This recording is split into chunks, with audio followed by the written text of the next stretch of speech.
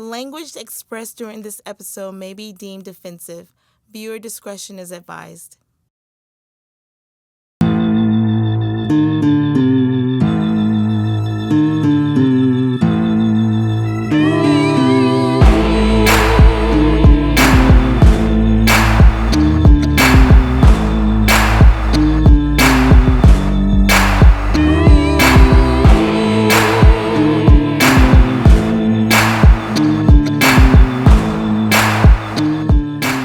Another episode of Through Black Eyes Unfiltered with Dr. Raymond Dunn and Marvin Dunn, and we have a new guest joining us today, Major Lonnie Lawrence. Today's episode is about the 1980 riots in Miami, and I look forward to having a wonderful discussion with these men sitting here with us today to educate all of you, and myself included, about what was going on historically during that time, what happened with the killing, the aftermath, and the rebuilding of Liberty City. So the first thing, Dr. Dunn, I'd like to get into is some historical background that was happening before the riot. Sure. There was a convention in 1968 with the Republicans. They somewhere around 1960, I-95 went through Liberty, Overtown. Am I correct? Well, yes, that's correct. Yeah. So what was the climate like before the riots happened? And did any of those events add to it? Well, there was a riot in Miami in 1968. They called it the Wilt Chamberlain riot.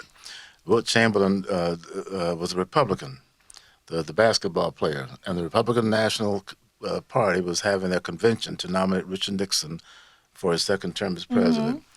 And so a lot of media was in town at the time. There had been riots around the country in the mid-'60s, but nothing had happened here in Miami. And Wilt Chamberlain was attending the Republican convention as a delegate and had promised to come to Liberty City to just do a little show up and ride around a little bit. And that Saturday, he didn't show up.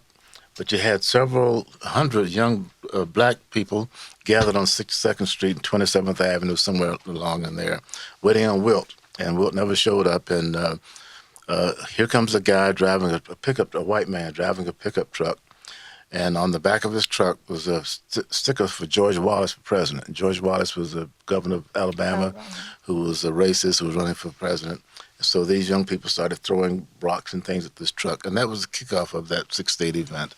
Yeah. There were a couple of people who died, but that was Miami's prelude in terms of the 1980 riot in terms of major events. But there were other things happening leading up to the tragedy of May of 1980. Now, in 1968, were the crowd upset that Wilt Chamberlain didn't go? Yes. What ignited it? The fact that Wilt didn't show up, and here comes a guy with a white man driving a pickup truck, advertising George Wallace for president. That was enough, and so it kicked off. But I think there are other events that were closer to the 1980 riot itself that had set the tone for what had happened. For example, there was a white Florida highway patrolman. I think his name was Willie Jones. Who stopped a young black child, young girl down in Miami-Dade County, told her that she looked like someone who had stolen some candy. And this white state trooper put this child in the back seat of his car, drove out into a rural area, got into the back seat with this girl, and started to fondle her. And she cried, and he eventually stopped and took her to her aunt's house. She was staying with her aunt at the time, and uncle told her not to tell anybody what had happened. But her aunt knew something was strange about the child when she got home, and eventually she told her what had happened with this police officer. And the aunt called the state trooper, the state highway patrol, and within minutes they were there. And the child remembered the name on his visor, Willie Jones. She told him who the officer was, and they arrested him.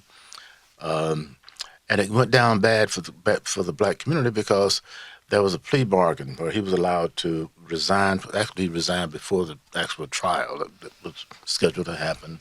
Janet Reno, who was the state attorney at the time, and this man and the girl's family came up with some plea deal so that he would just have to pay her mental health care, and that would be the end of that. And he skipped town. He left, never paid. He may have made 1 or 2 payments, and then he disappeared.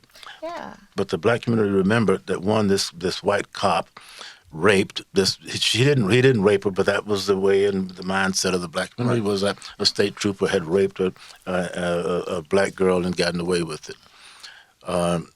Then there was the Randy Heath case. Randy Heath was Lawrence, you can comment on this because you were a police officer at the time, but Randy Heath was a young black man out in his 20s maybe, with his sister or some relative who was driving through Hialeah, stopped in the warehouse district to urinate. So he goes over and he's urinating, and this police officer rides up and approaches him and demands to know what he's doing. And he puts a gun to Randy Heath's head, and Randy turned. And the gun went off and blew the man's brains out. Oh, my goodness. And that officer got away without any punishment, and people were very upset about that. And then there was the problem with Dr. Johnny Jones, who was the black school superintendent at that time. The most prominent. The first black school superintendent for Dade County. Well, actually, back in Reconstruction, that was an ex-slave who was a county commissioner. And there was another ex-slave who was actually in charge of Dade County schools in the 1870s. But that's another story. Okay. Johnny Jones was the first modern, just you did that, just to set the record straight. But Johnny was a rising star. He was a flamboyant, beautiful, dressed man. And he was carrying that. He was a major figure nationally in education. And Dr. Jones got himself involved in a theft of school funds, using school money to put in gold plumbing at a vacation home he was building over in Naples. And it all came to light. He got caught. There was a trial. And that trial, I don't know if you remember, was followed gavel to gavel. Yep. People knew of what was going on with Johnny Jones' trial. Every day we would watch. But it was a school superintendent being... May I ask a question? Yes. We know what happened to Johnny. We know the gold plumbing fiasco. Did he really do anything any different than Joe Hall and all those? Yes, he did. Don't start that, Raymond. Yes, the man stole money from the school system. The first article I wrote Wait just a minute. Now, he was a friend of Johnny. Raymond knew Johnny. Of course, and Johnny was your frat brother. But what that got to do with it? Man still stole that damn money. No, regardless of man stole money. Wait just a minute, see, because you have to explain stole the money. Come on now. The man didn't just reach into the coffers and take money, put it in his pocket. What did he do? I don't want to get too far off the top, but what did he do any different than any other school superintendent as far as... And did that also lead to these It led to a mindset in the black community that black people were under threat and they were targeted. Were being targeted. And many of us were already upset because of things like what we're talking about right now. So there was an undercurrent going on. But since you've asked for some explanation about what Johnny did, please do. There was a school down in South Dade County that was run by a friend of his. It was, I don't remember the man's name. But there was a school that taught vocational skills to students. And a part of that program was a program in plumbing, teaching young people to be plumbers. I remember that. And as a part of that program for the school, they ordered some plumbing to be put in for the school. And what Johnny did was to order gold-plated plumbing that was not put in the school, but was installed in his home in Naples, his vacation home in Naples. Turns out the very same specifications for the home that he was building was the plumbing that had been ordered. And a white woman who was the store clerk or somebody at the store noticed the school system was ordering gold-plated plumbing, and she reported it. Now, black folks said if that had been a white superintendent, she wouldn't have reported it. Well, maybe she would have, maybe she wouldn't have, but she did. And this investigation took place, exhaustive investigation, and Johnny got charged with this theft. So no, he didn't take money, but it was undeniable that he had used school funds to put in gold plumbing in his home in Naples. We must, in a future episode, go in depth regarding the Johnny Jones case. Okay. Not today. We're not Not talking today. about that today. But don't be because I caught a lot of flack about Johnny. The first article that I wrote Yeah, for you the did. Miami Herald Yeah. about what was going on in Miami was about the Johnny Jones case. And I said Johnny Jones should be held to the same standard as everybody else, and just because he was a black man, here come all these black folks saying he's being pursued because he's black, and I got a lot of flack for having written that. All right, Tensions we will seem to move be on. high All right. during this time. We've talked a little bit about the historical events that preceded the riot. Let's talk about what was going on the day before or the day of the Well, killings. let's begin with who Arthur Mcduffie was, and he was the major figure in this event. Maybe let me just tell you what happened, and then Lonnie can really comment on the man himself. But as I can recall, the events that took place that led to his death, and then we can go from there. Arthur Mcduffie was a young man in his 20s, I think, at the time. Had been in the Marine Corps, had no criminal record at all. Was a family man, and he borrowed from a friend a Kawasaki motorcycle. And he drove that motorcycle from North Dade County down to visit someone in South Dade. This was December 1979, right before Christmas. And coming back, I think it was on a Saturday, from that visitation down in South Dade, proceeding up Miami Avenue, he was speeding. Now, I did a book with a co-writer on the riot, so we looked pretty much into the details of what had happened with him. And he was speeding. He goes through he ran a red light. The police reported this later on as what had happened. And as he's going north on Miami Avenue, speeding, he runs the light, and there's a police officer, Sergeant Ira Diggs, was sitting in his police unit, and he sees McDuffie run this light. McDuffie pops the wheelie, according to Diggs later, gives him the finger, and speeds off. So Diggs takes out after McDuffie, and within minutes there were several police units, all of them Metro police officers, chasing McDuffie at speeds that approached or exceeded 100 miles an hour. And at northeast, I think 38th Street and Miami Avenue, right before the 112 Expressway, there's a ramp there, McDuffie stopped and was set upon by at least half a dozen or more police officers. And they started to beat him, yanked him off the motorcycle. One officer had a bear hug on him, and the others were beating him. They subdued him, had him on the ground with his hands cuffed behind his back, and his head was resting on the curb.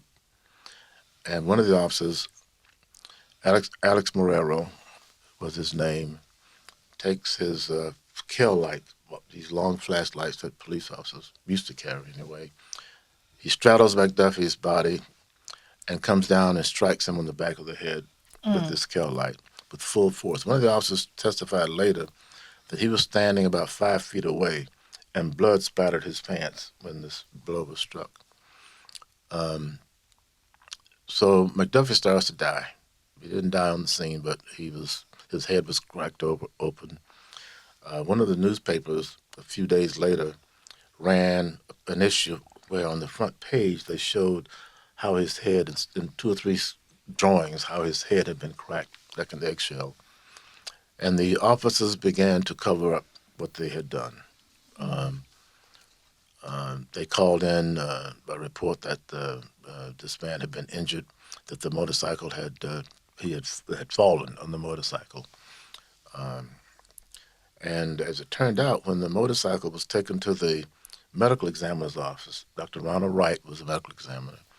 The officers had taken their nightsticks and broken the gas gauges on the gas tank of the motorcycle, on both sides of the motorcycle, of the gas tank. So when it got to Dr. Wright, he wanted to know, well, if the motorcycle fell, why is the glass on both sides broken? Right. And that began to raise questions in his mind about what had happened. They did several other things. They had one of the officers get in his car and ride up onto the motorcycle to make it look as if it had been damaged.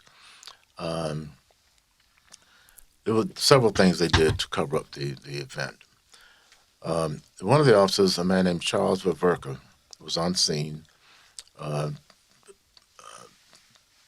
Christmas Eve. McDuffie's dead now. He passed on a day or two later. And Charles Vaverka is at home with his family on Christmas Eve, and he starts crying. And his wife asked him, what's the matter? And he told her he was thinking about McDuffie's children. And she said, you need to tell somebody what happened. So he called his own dad, who was a major in the police department, who came over. And they went to see Janet Reno, who at that time was the Dade County prosecutor. And that led to the arrest of, I think, 6 officers, all of them white. And they were charged with various aspects of this crime. And I'll stop here before we ask Lonnie to talk about who McDuffie was, to say that at the time of the killing, even though the community, the total community was focused on this event, white, black, Hispanic, everybody was really watching what had happened to McDuffie. But there was no riot. With all the news focused on what had happened and how horrible it was, there was no riot at this point. The riot came some months later when the officers got off with the killing. But we should let the people know who he is. Yeah, I was going to say, so before you, I know I just introduced him earlier, but before you give us more insight into who Arthur Mcduffie was for you, can you give us a little bit of your background? Well, I was born and raised right here in Miami, in Overtown. Another native. Yeah, I'm born and raised in Overtown, and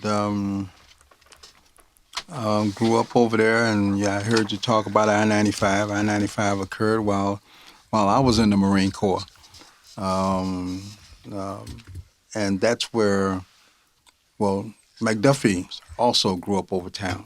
We all grew up together and went to school together, went to Booker T together, and graduated. And Mac actually graduated after me. Okay. And we were at a Marine Corps training, and he and I ran into each other. I had no idea he was there. Mm-hmm. And we actually spent a year and a half, I think, together. Part of that was on the USS Independence as a Marine detachment on the boat. But let me just say this. Me, I came back out of the Marine Corps, joined the police department. Dade County Police Department. Dade County, yeah. It was the Dade County Police Sheriff's Department then. And yeah, I have to ask why. Well, I wanted to do something to try to deal with some things in my community. And part of it was because of experiences that I had seen and what have you. I wanted to be about making a difference, hopefully. But fast forward,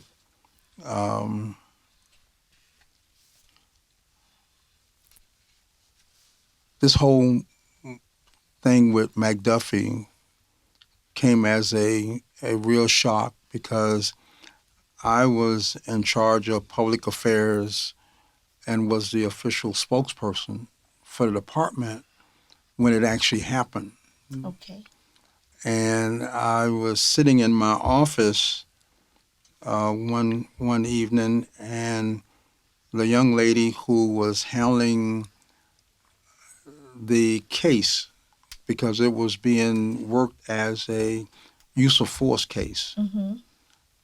They hadn't ruled it a wrongful death case per se, but she was working it as a use of force case. And she came in and she said to me, she said, Lonnie, I want to give you some information because I think this might be something that could create a problem. So I said, okay. I said, what is it? She said, you remember that case where the motorcycle and all that? I said, yeah, I remember that. She said, well, it doesn't appear that it was an accident like they've been reporting it as an accident. I said, okay. And I said, do you have a victim's name and what have you?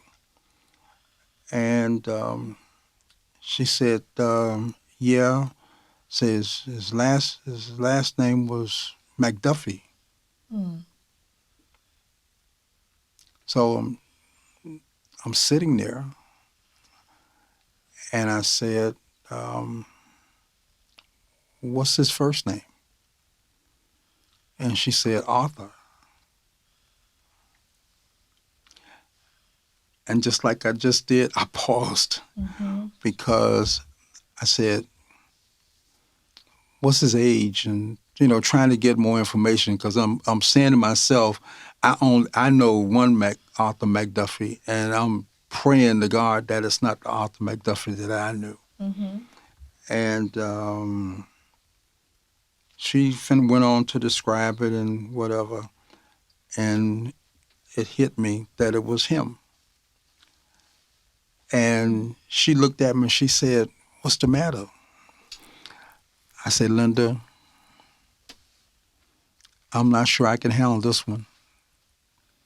I said, I don't know if I can go out and talk to the media about this case. Mm-hmm. I say, he and I grew up together. I said, we served in the Marine Corps together. Wow. I say, I don't know if I can do this. And I honestly had to dig deep to be able to face the media to talk about this case. Mm-hmm. And I tried so hard not to inject my feelings into the actual reporting. And I actually went to the director and said, listen, this one might be a tough one for me. I say, because this guy and I grew up together. I say, and for them to lie the way they've lied about what did or did not happen is really not sitting too well with me. Right. And I'm hoping that I don't do something that will get me in trouble. Right. And for our listeners, when you got that news, did you go out and face the media? Yes. I actually did have to go out and say to them, basically, that we are investigating, a death involving officers. We're waiting on, because at that point, Dr. Wright hadn't made his ruling, and that we're investigating it.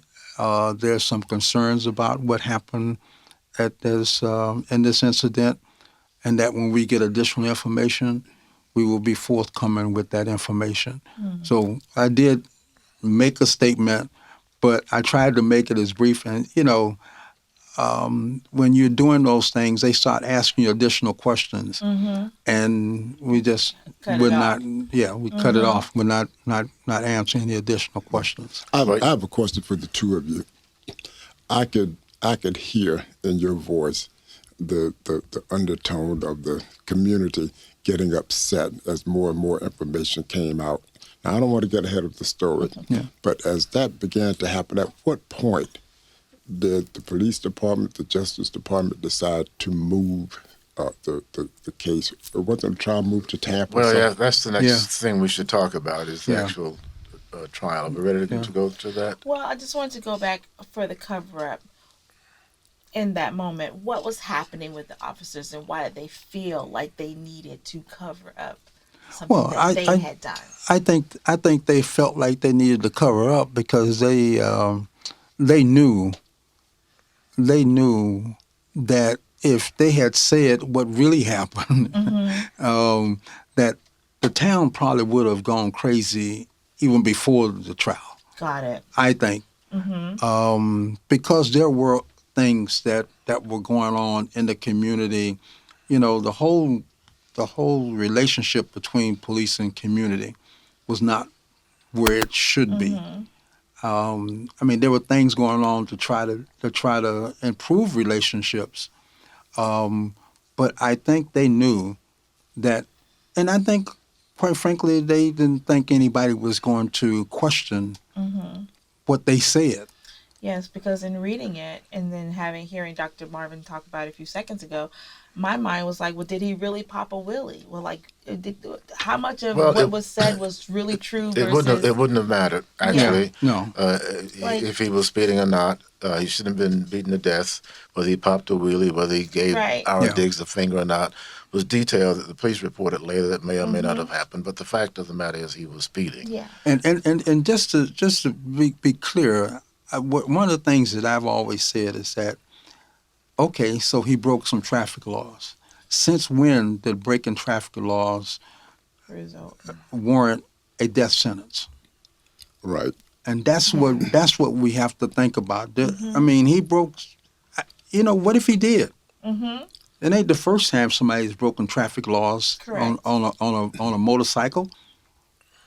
But there are two things working, I think, in with the law enforcement side, and it happens now. It's happening every day, almost, where you see officers doing things, and there's an attempt to try to make it look like something else happened rather than them doing wrong. Right. And that's what was going on there. Rather than saying, okay, you can't do that, they're saying they're afraid. A lot of these guys are afraid because in their mind, if I don't go along with this, what is it going to mean for me if I need assistance? What is it going to mean for me if something happens and I need for them to be able to deal with me? I got to go along with whatever they're doing. That's unfortunately the mindset of some of these folk. Unfortunately, but that's the mindset.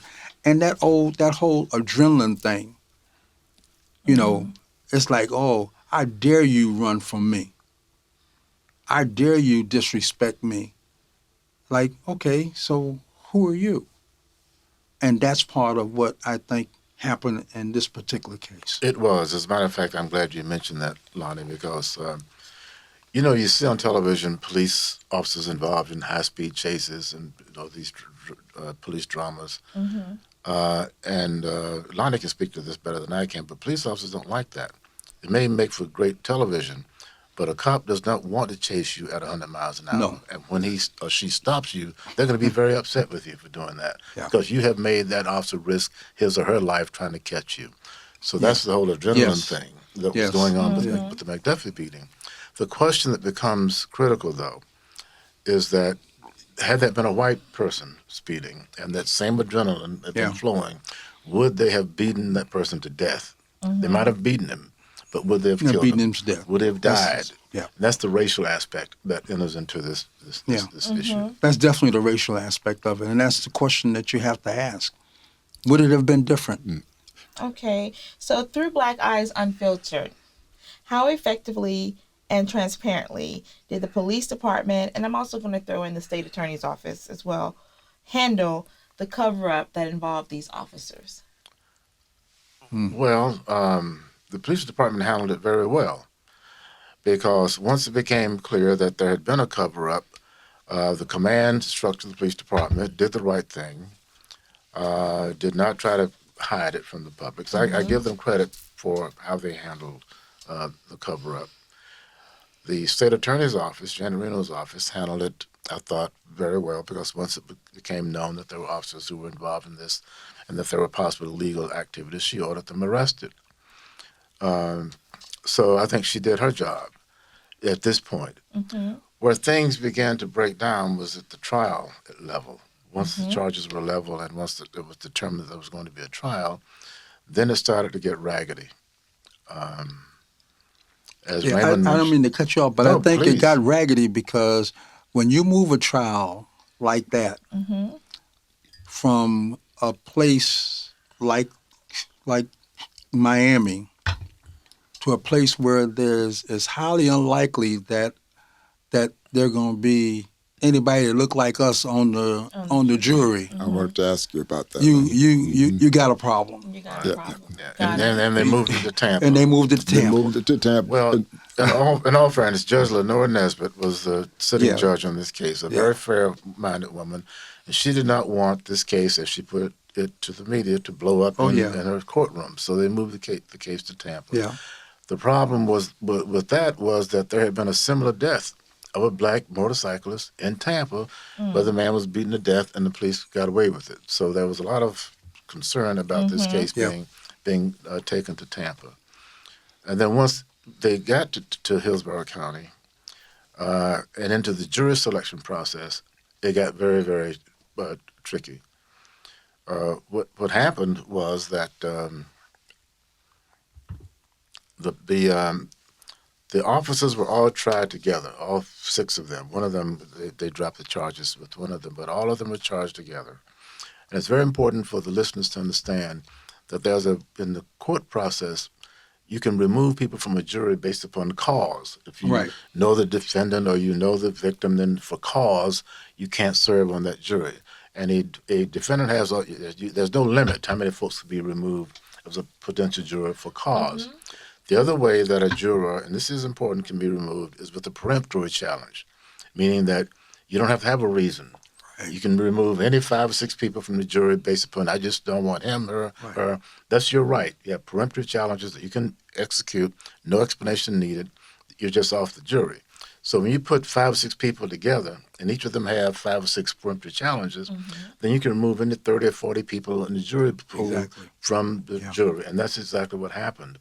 The defense attorneys for these officers went into the jury room, presenting these potential jurors, and eliminated all of the blacks who were in the jury pool. And that's why we ended up with an all-white jury in the McDuffie case. But if you, by the Constitution, you're supposed to be tried by a jury of your peers. And you are black, and there's no one on that jury that is black, and the community is not. A black person was not being tried. That's right. Correct. I was going to say that. Correct. Think about it. Right. Now that's where Janet Reno and I parted company, because I thought that had they charged the officers and tried them individually, they could not have used all these peremptory challenges to remove the blacks from the jury. Janet Reno later said that the reason she did that was she did not want the community to go through 5 or 6 different trials. Right. Get it all she over. She wanted get it all over. So that was her call, but it was a mistake in this respect. Yeah.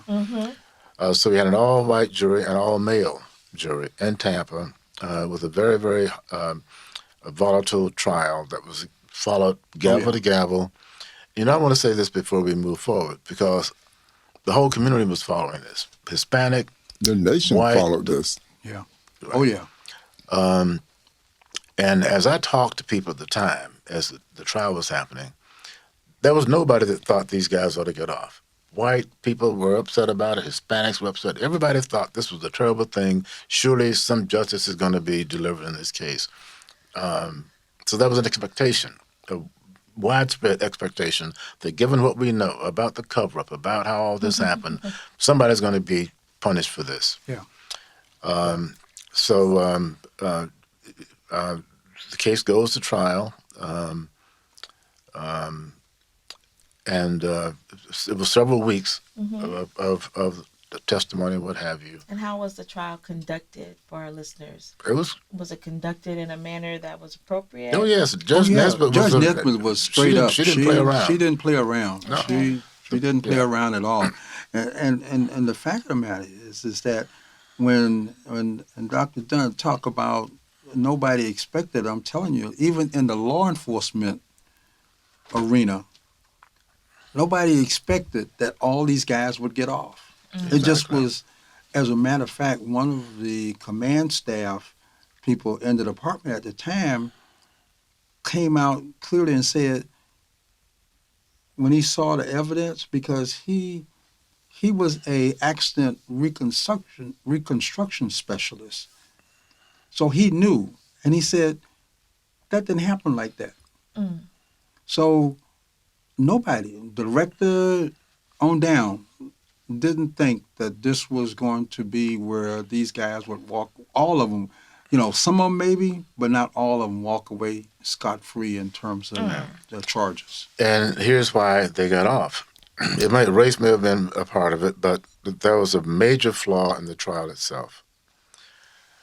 When police officers were being called to the stand to testify as to what happened, there was a point where one officer testified as to what he saw during the course of the beating.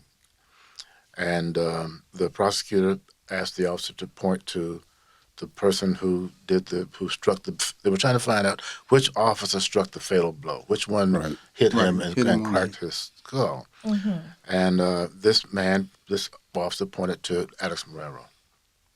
Mm. And in the jury's mind, then he was the one who struck the blow. The next day or so, another officer was called to the stand to give his rendition of what he saw. And at the point that he was asked, well, which officer actually struck the killing blow, he pointed to another officer. Mm-mm. I think it was to Ira Diggs. And here now the jury didn't know, well, which officer actually struck the killing blow. And that was a major flaw in this case. The problem was that there were two beatings. McDuffie was taken off snatched off the bike and beaten at that point. And then the first beating ended. Other officers were arriving after the first beating happened. And when this other officer who gave conflicting testimony arrived, it was another cop who was beating McDuffie. So there came the confusion as to why it was not clear which officer struck the killing blow. It was Marrero who did it, in fact. So it gave the jury an out for finding no one at all guilty, at least of the killing. But it became even more questionable in my mind. Well, so you can't determine who actually struck the killing blow. Mm. Why is everybody getting off with the cover-up part and with all the other things that happened? Exactly. So it was a major disaster. And not only that,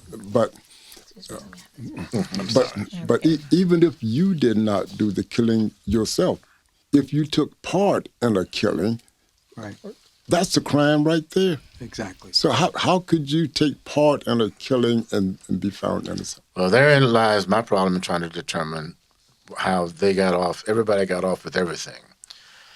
And the jury got the case on a Saturday, midday, after several weeks of trial. I thought, and I think most other people thought, well, they'll probably be given the case and go into recess and come back Monday and start. We didn't think it would take that long, and then come up with the verdict. They weren't out 2 hours, and Judge Nesbitt called the trial back to order, and there came not guilty, not guilty, not guilty. And here's there's a picture of Alex Marrero crying in the court. He breaks down and starts crying in the courtroom. He got off with this killing. And that was, by the time the verdicts came in, maybe 2 or 3 in the afternoon. Yeah, well, actually, it was interesting because myself and Director Jones and some other folk were actually right down the street from here at African Square Park. From where we're sitting right now, doing a community rally against crime and stuff like that and what have you. And we had worked it out where we had someone over in Tampa was supposed to call me, notify me when they had a verdict so that, I could tell the director and whatever. Well, I got that call, and I'm talking to him. I'm saying, so, okay, what is it? And he tells me, all not guilty. Wow. And I went, Uh-oh. Are you me? Are you kidding me? And I said, okay, we'll talk. Hung up from him. I walked over to the director, and I whispered in his ear. I said, "We need to leave." He said, "What's the matter?" I said, "The verdict is back. They holding it right now, but the verdict is back, and everybody's not guilty." Mm. I say, "So we need to leave." And he said, "Okay." So we, blah blah blah, and we left. And on the way back to headquarters, which was at that point, the headquarters was on 14th Street, and right across the street from Caesar Lebanon Hospital. And on the way back to her, I said to him, "You need to declare an emergency and mobilize and go to immediate Alpha Bravo." Mm-hmm. And he said, "Really?" He said, "You think so?" I said, "No, I know so. Mm-hmm. You need to do that right now." Right now.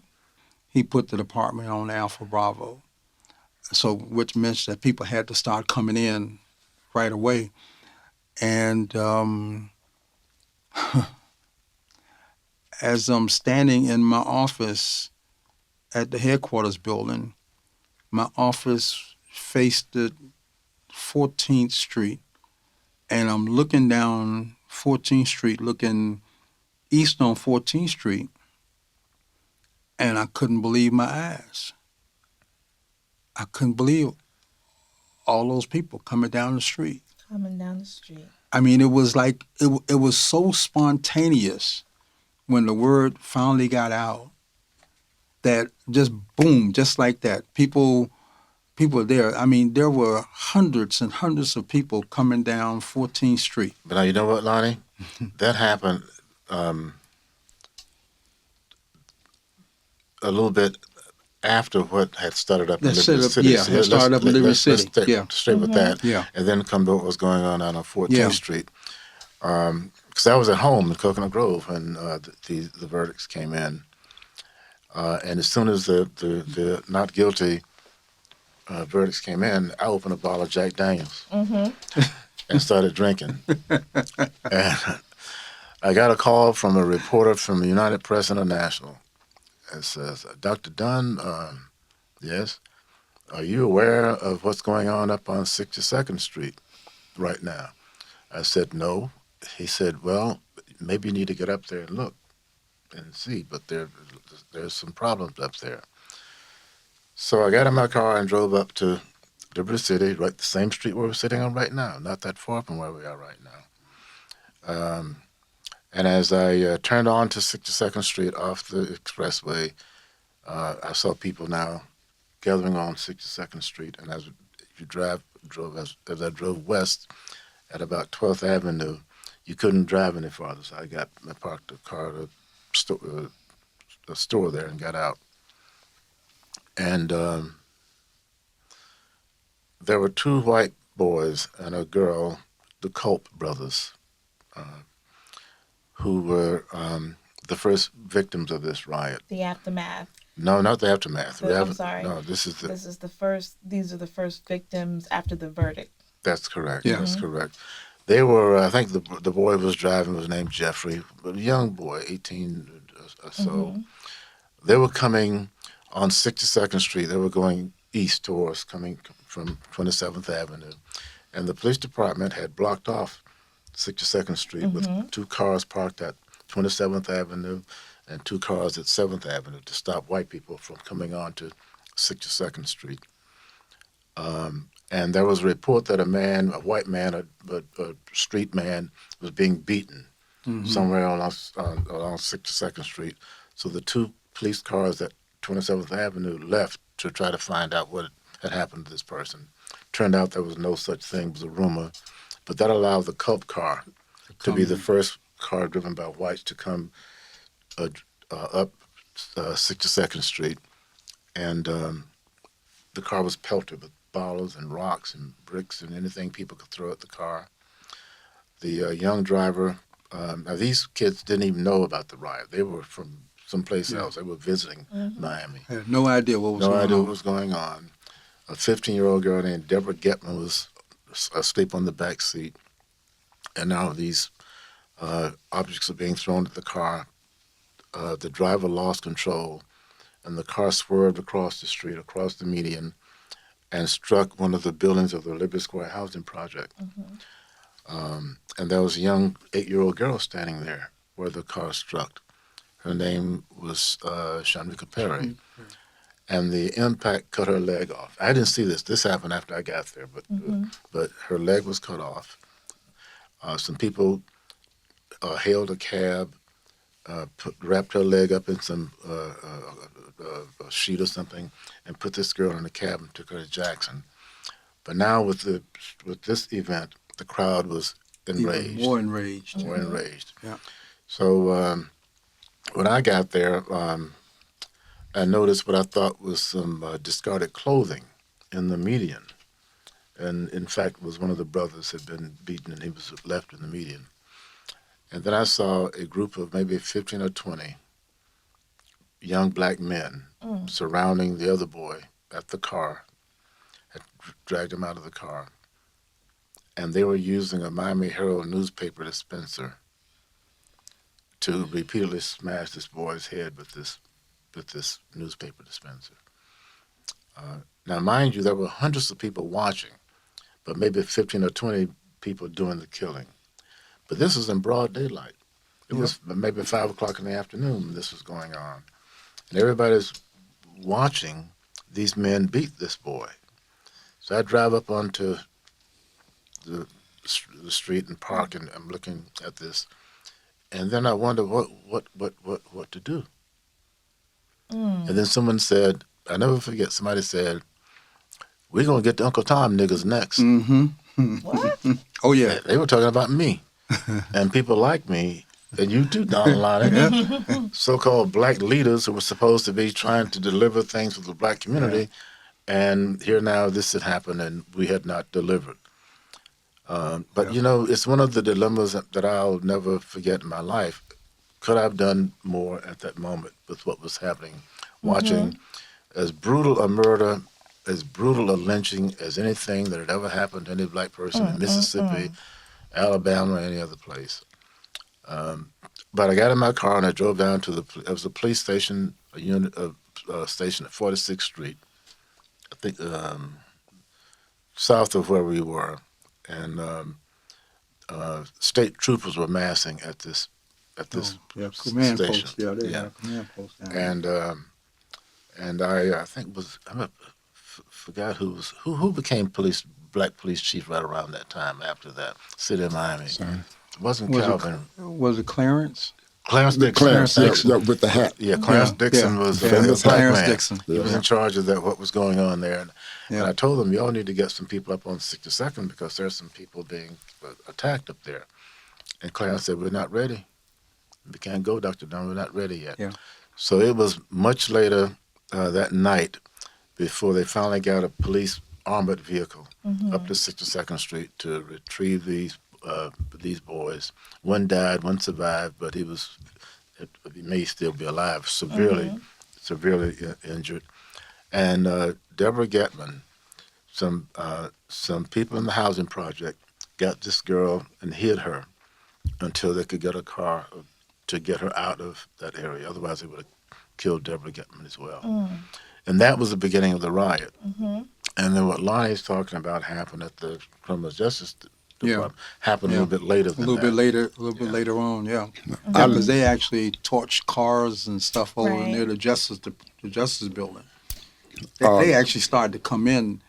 Well, actually, one of the other things that happened is that as they were coming down 14th Street, they stopped in front of the police station, and they were getting ready to come into the police station. And I went downstairs, and I was standing in the lobby, and I said, you don't want to do that. You don't want to come in here, because I'm going to tell you now that there are people that as soon as you hit the inside of this building, going to take you out. So don't come in here. And I'm trying to remember who it was. There was somebody in that group who knew who I was, and said, "Come on, let's go." And they went down and went around and went to the Justice Building, and started at the Justice Building and started torching cars at the Justice Building. And I I'll was tell out you there what. Yeah. when that happened. I'll tell you, while that was happening in Liberty City, I worked at Miami-Dade College on 27th Avenue. I got off work that afternoon. I had not heard anything about the verdict at that point. I got off work and I'm going home, driving through what is now Miami Gardens, at that time part of Opelika, on 27th Avenue. And I'm approaching, I'm going down 27th Avenue, and just as I hit Opelika, all of a sudden I saw all these young black men. They were all over the streets. They were jumping on top of cars and everything. I'm like, what in the world is going on? And the traffic was backing up. And as I approached where most of them were, they were jumping on cars, looking in through the windshields and Trying to see hitting who's all in there. over. Looking for white Yeah, people. Yeah. and like 4 or 5 of them came up to my car, and they were looking in the car, and I heard one of them say, "He's all right." And I'm still not sure what was going on. All I heard was the guy say, "He's all right," and some other guys were waving the traffic through, and I drove through, and it was only after I left there Did you realize?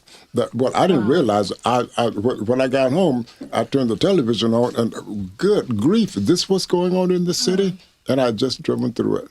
That was Yeah. happening all over. That All was over. going on at 14th Street. Now, Lonnie I didn't know you were inside that building. Yeah. I didn't know that you were inside when that was happening. I was outside because a rally had been called at the criminal justice area complex to protest what had happened. And among the folks who were called to come down and speak and try to deal with that, I was one of those. My family was there. A lot of white people were there. It wasn't Oh just yeah, black people. yeah. They gathered at the criminal justice complex to protest what had happened peaceably. And then here comes this crowd that Lonnie just described that was not interested in that. They wanted to have a more aggressive reaction to what had happened. Yeah. But at that scene that night, when they started torching cars, what Raymond just described was happening up at North Dade was happening right there on 14th. As the car came through, now mind you, they were changing shifts at the hospital. So you had people leaving the hospital, people coming to work, didn't know what was going on. And some of us, I was not the only one, took it upon ourselves to try to get some of these white people out of the immediate area. So we would get in the cars and have the people hide, and then we'd drive them down 12th Avenue. Right, and Get them out. and then come back and then drive somebody else out. Yeah. And help several people that way. A lot of us were doing that. But if there was a white, I saw people throwing cinder blocks into cars driven by white women with children in the car seat in the back.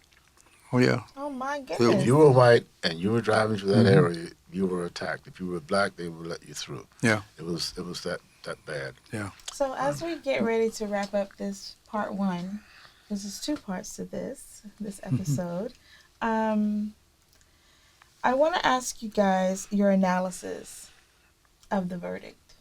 I was very disappointed, extremely disappointed.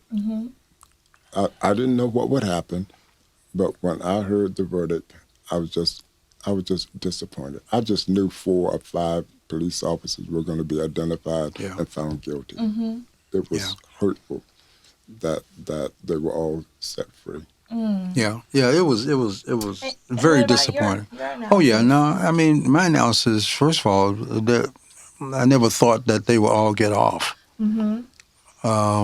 Based on what I knew about the case, what we all on knew the about the inside, case. too. Yeah, what we all knew about the case, and we did not think that any of them. Matter of fact, we didn't think any of them would really get off, but we sort of figured at least a couple would be found guilty of the charges that they had against them, because as we talked earlier, with the whole cover-up, the whole line, it was just so blatant. Everything was just so blatant. And you're just trying to figure out, okay, how could you possibly say that nobody is guilty Of anything. of anything at all? Just come on, there's no way. So we got tensions going on prior to this. This happens. Arthur Mcduffie loses his life. There's a cover-up. There's a verdict. There's an aftermath, which is what we're going to get into in part 2, and the rebuilding. But with the riots, this is my final question with you guys. How bad was the city damaged? Well, the official estimate of the amount of damage was $100 million. Right? Yeah. And was it just damage. in Liberty City? No, No. most of the damage was in Liberty City, but it was spread out It in was other spread parts out. as well. Well, let me say this, and I almost got in trouble for saying this one time, is that the majority of the damage during the riots was to those places that served our community. And that is repeated over and over again in this country. And you have to raise the question, will we ever learn? I'm not suggesting burning down businesses outside of black communities, Right. but why, when we riot as black people, do we burn the very businesses in our communities that serve us and where we work? Well, for one thing, 18 people died in this riot, and most of them were black. 8 white people and 10 black people died in this riot. There is no reason to take the law into your hands and go out and start burning down the community, however egregious the act may have been that precipitated it. I cannot, in any sense, ever justify people doing that. There were some black leaders who said, well, the white community had it coming. Don't take to the streets and riot because you're inviting your own deaths. And in each case I've studied riots, almost always the major number of victims end up being black. Yeah. And I think that young people should move away from the burn, baby, burn to learn, learn, baby, learn. Educate yourselves. Be the leaders in the community yourself, and you won't have to burn, baby, burn. Well, I think one of the things that I would hope that they take away from it is education. Knowing about the history of where they live and what has happened and really understanding the hope of not repeating history, particularly this negative part that we've experienced back in the day. Well said. Well said. Agreed. That concludes this episode.